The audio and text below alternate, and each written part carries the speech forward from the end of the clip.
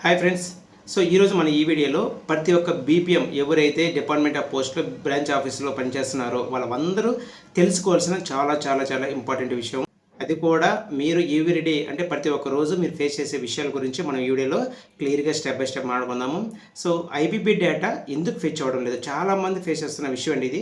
So వాళ్ళైతే సక్సెస్ఫుల్గా deposits కానీ విత్డ్రాల్స్ కానీ చేసిన తర్వాత వాళ్ళకైతే మరుసటి రోజుకి డేటా అనేది అప్డేట్ అవ్వదు. సో అదే రోజు కూడా కొంతమందికి అప్డేట్ రాదు. దానివల్ల miss match, wallet balance, TCB, daily account అన్నీ డిఫరెన్స్గా ఉంటాయి. దానివల్ల మనకి పై ఆఫీసర్ నుంచి కంప్లైంట్స్ రావడం, ఈ విధంగా మనకి డైలీ అకౌంట్ తప్పుకోవడం, ఇలా చాలా ప్రాబ్లమ్స్ అయితే మనం ఫేస్ చేస్తున్నాం. అయితే ఎందుకు మనకి ప్రాబ్లమ్స్ వస్తున్నాయి, ఆ ప్రాబ్లమ్స్ వస్తే మనం ఎలా రెక్టిఫై చేసుకోవాలి, వాటికి సంబంధించిన సొల్యూషన్ ఏంటి, ఈ వీడియోలో మనం క్లియర్గా తెలుసుకుందాము. సో అయితే ఇలాంటి ఇన్ఫర్మేటివ్ వీడియో కోసం మన ఛానల్ అయితే ముందుగా సబ్స్క్రైబ్ చేసుకోండి.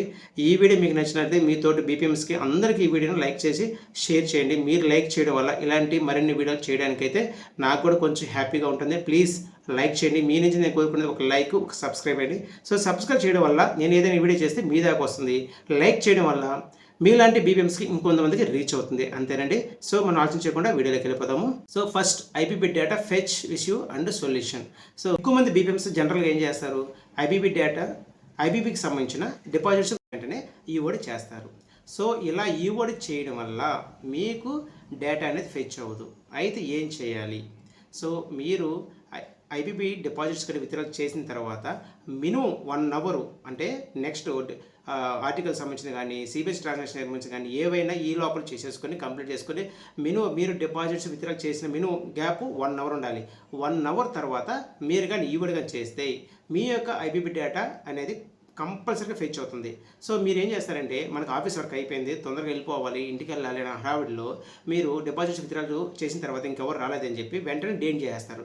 సో కనీసం అది ఫెచ్ అవ్వడానికి మినిమం టైం కూడా మీరు ఇవ్వడం లేదు, ఆ డేటా అనేది ఫెచ్ అవ్వడానికి. సో కాబట్టి మీరు ఇప్పటి నుంచి అయినా సరే ఈ వీడియో చూసిన ప్రతి ఒక్కరు ఇప్పటి నుంచి దయచేసి ఈ యొక్క నేను చెప్పిన ఇన్స్ట్రక్షన్ ఫాలో అవ్వండి, ట్రై చేయండి. మీకు ఇలాంటి విషయాలు మళ్ళీ రావు నాకు తెలిసి, మీరు కానీ కరెక్ట్గా ఫాలో అయితే. సో మీరు డిపాజిట్ విత్డ్రా తీసుకున్నారు, 1 అవర్ తర్వాత అంటే మీరు ట్రాన్సాక్షన్ ఆపేసిన 1 అవర్ తర్వాత మాత్రం ఈవెంట్ చేయండి, మీకు డేటా అనేది ఖచ్చితంగా ఫెచ్ అవుతుంది. సో సెకండ్ పాయింట్ వచ్చి ఐబీపీ డేటా ఫెచ్ అవ్వలేదని చాలామంది బీపీఎం చేసే మిస్టేక్స్ ఏంటంటే మిస్ మ్యాచ్ ఎంట్రీ. సో నాకు వాలెట్ బ్యాలెన్స్ టాలీ అవ్వలేదు, కానీ నేను ఐబీపీ డేటా డిపాజిట్స్ విత్డ్రా చేశాను, నాకు వాలెట్లోకి రాలేదు, నాకు అమౌంట్ అయితే టాలీ అవ్వలేదు, టీసీబీ రిఫ్లెక్ట్ అవ్వలేదు, టీసీబీ క్లోజింగ్ మెసేజ్ తప్పు ఉంది, కాబట్టి నేను మిస్ మ్యాచ్ ఎంట్రీ కొట్టుకుంటాను. చాలామంది చేసే మిస్టేక్స్ ఇవి. దయచేసి ఇప్పటి నుంచి అయినా ఈ వీడియో చూసిన తర్వాత అయినా సరే మీరు కానీ మీ యొక్క ఫ్రెండ్స్ కానీ చెప్పండి. సో మీకు డేటా కానీ ఫెచ్ కాకపోతే మిస్ మ్యాచ్ ఎంట్రీ కొట్టకూడదు. ఎందుకంటే మీరు మిస్ మ్యాచ్ కొట్టడం వల్ల నెక్స్ట్ డే అంటే ఆ రోజు మీకు బ్యాలెన్స్ టాలీ అవుతుంది, నెక్స్ట్ డే చేస్తారు, మళ్ళీ ఐబీపీ డిపాజిట్ విత్డ్రా తీసుకుంటారు, అది మళ్ళీ ఫెచ్ కాదు.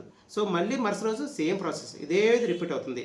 అర్థమయ్యే లాంగ్వేజ్ చెప్పాలంటే మిస్ మ్యాచ్ ఎంట్రీ చేస్తే ఎందుకు రిఫ్లెక్ట్ కాదు అనుకోవచ్చు. అంటే మిస్ మ్యాచ్ ఎంట్రీ కొట్టిన తర్వాత మీరు ఆ యొక్క డేటా అనేది ఎప్పుడైతే మనకి రివర్స్ అవుతుందో, రివర్స్ అయిన తర్వాతే రిమైనింగ్ ఐబీపీ డేటా అనేది ఫెచ్ అవుతుంది అనమాట. మిస్ మ్యాచ్ కొట్టడం వల్ల ఫెచ్ అయ్యే డేటా అనేది స్టాప్ అయిపోతుంది. ఎందుకంటే మనం మిస్ మ్యాచ్ ఆల్రెడీ మాన్యువల్గా అడ్జస్ట్ చేసాము. అలాంటప్పుడు అది ఆన్లైన్ ఉన్న ఐబీపీ డేటా అనేది ఎలా మనకి సింక్ అవుతుంది, కాబట్టి మనం మిస్ మ్యాచ్ ఎంట్రీ అనేది కొట్టకూడదు అనమాట. సో దీనివల్ల మనకి నెక్స్ట్ డే వర్క్ చేసినప్పుడు కూడా ఈ యొక్క ముందు రోజు ఐబీపీ డేటా అనేది మన ఫెచ్ కాకపోవడం వల్ల ఈ రోజు కూడా మనకి ఫెచ్ అవుతుంది అనమాట. సో కాబట్టి ఐబీపీ డేటా అనేది మీరు కొట్టిన తర్వాత ఆటోమేటిక్గా ఫెచ్ అవుతుంది. ఫెచ్ కాకపోతే మీరు ఫెచ్ అయ్యే వరకు ట్రాన్సాక్షన్ కూడా చేయకూడదు. ఒకవేళ మీరు అది ఫెచ్ కాకుండా ఈ ట్రాన్సాక్షన్ చేసినా కూడా ఇది కూడా ఫెచ్ అవ్వదు. కాబట్టి మిస్ మ్యాచ్ ఎంట్రీ కొట్టకూడదు, ఫెచ్ అయ్యే వరకు మీరు వెయిట్ చేయాలి. సో మీకు కంపల్సరీగా నేను చెప్పిన విధంగా 1 అవర్ తర్వాత కానీ మీరు కానీ ఈఓడి కానీ చేస్తే ఖచ్చితంగా ఫెచ్ అవుతుంది అనమాట. నెక్స్ట్ పాయింట్, కామన్గా చేసే మిస్టేక్స్.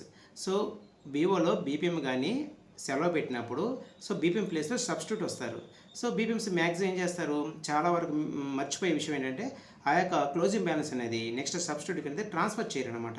సో వాళ్ళు ఏం చేస్తారు, సబ్స్టిట్యూట్ ఐడియాలు ఉన్నప్పుడు ట్రాన్స్ఫర్ బ్యాలెన్స్ రాకముందే ఐబీపీ డేటా అంటే డిపాజిట్స్ కానీ విత్డ్రా కానీ చేయడం వల్ల ఆ డేటా అనేది ఫెచ్ అవ్వదు. ఎందుకు, వాలెట్ బ్యాలెన్స్లో 0 ఉంటుంది, అమౌంట్ అనేది ట్రాన్స్ఫర్ ఉంటుంది. వాలెట్ బ్యాలెన్స్ కరెక్ట్గా ఉండాలి. బ్యాలెన్స్ ఎప్పుడైనా సరే గమనించుకోండి, వాలెట్లో బ్యాలెన్స్ ఉంటేనే మీరు ఐబీపీ డిపాజిట్స్ కానీ విత్డ్రా కానీ చేయాలి. అంటే దీన్ని బట్టి మీకు ఏమర్థమైంది, ఎవరైనా బీపీఎం కానీ లీవ్ పెట్టినప్పుడు ఆ యొక్క సబ్స్టిట్యూట్కి మీ యొక్క క్లోజింగ్ బ్యాలెన్స్ ఎంత ఉందో అంతే అమౌంట్ సబ్స్టిట్యూట్కి ఐడికి ట్రాన్స్ఫర్ చేసి వెళ్ళాలి. సో ఆ బ్యాలెన్స్ని బట్టి నెక్స్ట్ సబ్స్టిట్యూట్ ఉన్న ఐడిలో మీరు డిపాజిట్స్ కానీ విత్డ్రాస్ కానీ అమౌంట్ చూసుకొని మనం విత్డ్రాసుకోవచ్చు. సో ఇది కూడా ఒక కారణం, మెయిన్ కారణం అనమాట. చాలామంది బీపీఎంస్ బ్యాలెన్స్ ట్రాన్స్ఫర్ చేయకుండానే ట్రాన్సాక్షన్ చేసేస్తారు. లాస్ట్లో మీరు బ్యాలెన్స్ గుర్తొచ్చినప్పుడు ట్రాన్స్ఫర్ చేసుకుంటారు. అలా అనడం వల్ల మీకు ఐపీ డేటా అనేది ఫెచ్ అవ్వదు. అలా ఫెచ్ కాకపోవడం వల్ల మనకి టీసీబీ డైలీ అకౌంట్ మిస్ మ్యాచ్గా ఉంటుంది. నెక్స్ట్ పాయింట్ వచ్చి చాలామంది బీపీఎంస్ ఏం చేస్తారంటే వాలెట్ బ్యాలెన్స్లో అమౌంట్ తక్కువ ఉంటుంది కానీ వాళ్ళు విత్డ్రాలు ఇచ్చేస్తారు. అది ఎలా ఇచ్చేస్తారో అసలు అర్థమే కాదు. మరి తెలిసి ఇస్తారో తెలియకుండా ఇస్తారో అయితే మనకు తెలియదు. కానీ అంటే ఎస్ఓకి ఇలా రిక్వెస్ట్ పెట్టుంటారు, ఒక 10,000 20,000 రిక్వెస్ట్ పెట్టుంటారు. సో క్యాష్ వస్తుందిలే అని చెప్పి వీళ్ళు విత్డ్రాలు ఇచ్చేస్తారు. అలా ఇస్తే మీకు డేటా అనేది ఫెచ్ అవ్వదు. ఎందుకంటే మనకి వాలెట్ బ్యాలెన్స్ మించి మనం విత్డ్రాలు ఇవ్వకూడదు. సపోజ్ మీరు వాలెట్ బ్యాలెన్స్ 500 ఉంది, మీరు విత్డ్రాల్కి 1000 వచ్చారు, మన ఎస్1 నుంచి క్యాష్ వస్తుంది. ఆ నమ్మకంతో మనం విత్డ్రాలు ఇచ్చేసాము. కానీ అక్కడ అది వాలెట్ బ్యాలెన్స్ మైనస్లోకి వెళ్ళిపోతుంది. మైనస్లో పోతే డేటా అనేది ఎలా ఫెచ్ అవుతుంది? అవ్వదు. కాబట్టి మీరు వాలెట్ బ్యాలెన్స్ మించి మీరు విత్డ్రాల్స్ ఇవ్వకూడదు. సపోజ్ ఒక 10,000 ఉంది, విత్డ్రాల్ 5,000 ఇవ్వాలి, ఇచ్చేయచ్చు, మనకు టాలీ అయిపోతుంది. సో అది అలాగే ఇవ్వాలి కానీ బ్యాలెన్స్ లేకుండా విత్డ్రాల్ ఇవ్వకూడదు. ఐపీపీ డేటా విత్డ్రాల్ ఇస్తే మీరు అంటే వాలెట్ బ్యాలెన్స్ కన్నా ఎక్కువ మీరు విత్డ్రాల్స్ ఇవ్వకూడదు. ఉన్నదాన్ని బట్టి మీరు డిపాజిట్స్ విత్డ్రాల్స్ తీసుకోవాలన్నమాట. సో ఇది కూడా ఒక మిస్టేక్ అనమాట. ఇంకొంతమంది ఏం చేస్తారంటే మనం ట్రాన్సాక్షన్ ఐపీపీ డిపాజిట్స్ విత్డ్రాల్ చేసిన తర్వాత అది ఫెచ్ అవుతుంది అనమాట. ఫెచ్ కాకుండానే వాలెట్లో అంటే మీరు అజంప్షన్లో ఉన్న క్లోజింగ్ బ్యాలెన్స్ ఉంటుంది కదా, దాన్ని బట్టి మీరు ఐపీ డేటా ట్రాన్సాక్షన్ చేసేస్తారు. సో చేయడం వల్ల ఆ డేటా కూడా ఫెచ్ అవ్వదు. ఎందుకంటే ముందు ప్రీవియస్ అయ్యవలసిన డిపాజిట్స్ విత్డ్రాలు ఫెచ్ అయ్యి వాలెట్ బ్యాలెన్స్ దగ్గర రైజ్ అయితేనే మీరు ట్రాన్సాక్షన్ చేయాలి. అలా చేస్తేనే మీకు రిఫ్లెక్ట్ అవుతుంది. ఒకవేళ రైజ్ కాకముందే మీరు ట్రాన్సాక్షన్ చేశారంటే మీకు ఎన్ని రోజులకైనా ట్రాన్సాక్షన్ అనేది రిఫ్లెక్ట్ అయితే అవ్వదన్నమాట. మీరు గుర్తుపెట్టుకోండి, మీకు వాలెట్ బ్యాలెన్స్ కన్నా తక్కువ ఉండకూడదు. మీకు ఈఓడి అనేది కూడా మీరు చేసిన తర్వాత 1 hour పైన చేయాలి. బీపీఎంగా లీవ్లో పోతే సబ్స్టిట్యూట్ బ్యాలెన్స్ ట్రాన్స్ఫర్ చేశాక చేయాలి. ఐపీపీ డేటా వరకు మీరు కొంచెం జాగ్రత్తగా బ్యాలెన్స్ ఉంటేనే ఇవ్వండి. బ్యాలెన్స్ లేకపోతే ఇంకొకటి ఏంటంటే డిపాజిట్ తక్కువ ఉండి విత్డ్రాల్స్ ఎక్కువ ఉండకూడదు. సో సిబిఎస్ ట్రాన్సాక్షన్ ఉన్నాయి కదా అని చెప్పి మీరు విత్డ్రాల్స్ ఎక్కువ ఇవ్వకూడదు అనమాట. మీకు వాలెట్లో ఎప్పుడైనా గుర్తుపెట్టుకోండి, ఐపీపీ విత్డ్రాల్ ఇచ్చేటప్పుడు ఒక్కసారి వాలెట్ బ్యాలెన్స్ చెక్ చేసుకోండి. సో అంతకు తక్కువ ఇస్తున్నారా ఇవ్వండి, ఎక్కువ అయితే ఇవ్వద్దు. ఒకవేళ ఎక్కువ ఇచ్చి మళ్ళీ మీరు డిపాజిట్ చేసినా కూడా అది సింక్ అవ్వదు. సో మళ్ళీ మరుస రోజుకి ఎప్పటికో కరెక్ట్గా ఆ అమౌంట్ కన్నా ఏ రోజైతే వాలెట్లో ఎక్కువ ఉంటుందో ఆ రోజు మాత్రం మీకు ఫెచ్ అవుతుంది.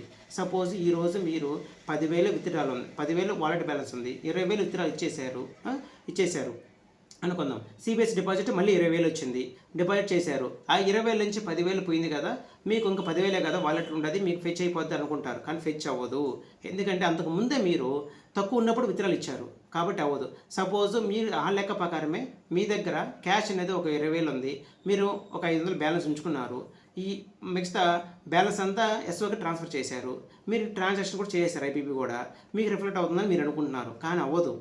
ఏ రోజైతే మీరు ఐపీపీ విత్డ్రాల్ 10,000 ఇచ్చారో వాలెట్లో పక్క రోజు కానీ 10,000 కన్నా ఎక్కువ ఉండాలి, అంటే 11,000 ఉండాలి, ఉంటేనే ఆ రోజు చేసిన ట్రాన్సాక్షన్ మీకు రిఫ్లెక్ట్ అవుతుంది.